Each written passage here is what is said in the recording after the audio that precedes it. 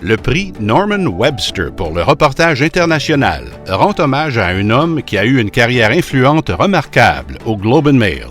On se souvient plus particulièrement de Norman Webster pour sa couverture de la diplomatie du ping-pong au début des années 1970, quand les relations ont commencé à s'ouvrir entre la Chine et l'Occident.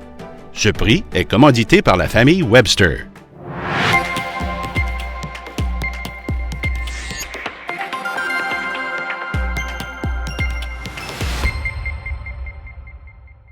Daniel Dale's coverage of Donald Trump for the Toronto Star is simply exceptional. Dale has fact-checked every false or misleading claim by the U.S. president and compiled an encyclopedic catalog of the scope and nature of each deception.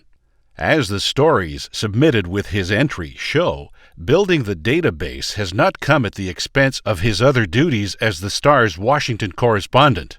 One story demonstrated how Trump tailored the same dubious anecdote to a range of different audiences. Another was an exclusive on Trump's off-the-record boasts about refusing to compromise with Canada. Judges said Dale has accomplished something exceedingly rare. He is a sought-after authority not just at home, but in the country he covers. Stephanie Nolan's reporting on Brazil for the Globe and Mail shows remarkable range and depth. A multimedia report on Amazon basin deforestation depicts, in sometimes terrifying detail, the threat to one of the world's critical environments.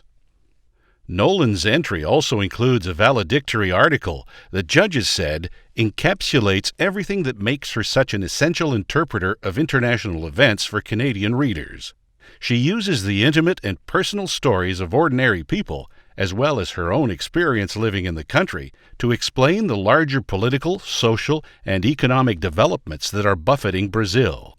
Judges called her work stunning, vivid, analytical, and affecting, and said Nolan produces journalism that is both epic and deeply personal. Reports of a crackdown on the Uyghurs, a Muslim population in a remote western region of China, had been trickling out for months, but the Globe and Mail's Nathan Vanderklip was the first Western journalist to get a look at what was happening on the ground. Judges were impressed by the initiative, tenacity, and courage Vanderklip showed.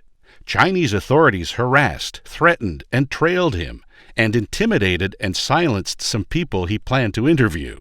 Despite this, he was able to produce clear and compelling reports on re-education centers and other forms of repression in the area.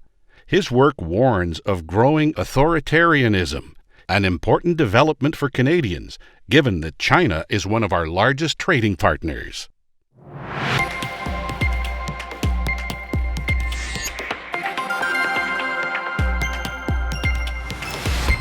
And the Norman Webster Award for International Reporting goes to Daniel Dale of the Toronto Star.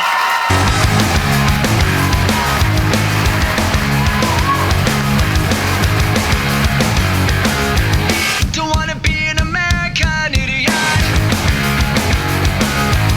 Don't want a nation under the new media. And can you hear the sound of hysteria? The subliminal mindfuck America. Thank you so much. I just want to acknowledge Stephanie and Nathan. I know that reporting from China and Brazil is harder than reporting from my apartment in Washington, and they're great.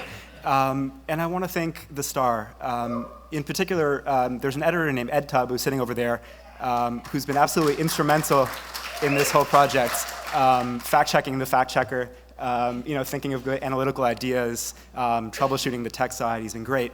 And then the Star more broadly, from John Hondrick to editor Irene Gentle.